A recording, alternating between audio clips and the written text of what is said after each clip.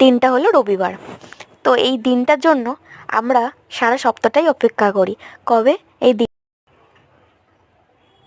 কবে এই দিনটা আসবে। কারণ এই দিনটা আসলেই সেই ছোটোবেলার দিনগুলোর কথা মনে পড়ে যায়। মেয়েকে নাচের ক্লাসে দিয়ে দেওয়ার পরে আমরা ছোট্ট করে নিজেদের মতন করে টাইমটা কাটানোর সুযোগ পাই সবাই। এই রবিবারের সকালটার জন্য আমরা অনেকটা সকালবেলা উঠে সংসারে সমস্ত কাজ করে 9টার মধ্যে মেয়েকে নিয়ে নাচের ক্লাসে চলে যাই। কারণ এই মানুষগুলোর সাথে দেখা হবে, কথা হবে, মনের সব কথা বলবো আর একটা আলাদাই ভাবে কাটাবো বলে। সবাই আমি একা না, সবাই তাই।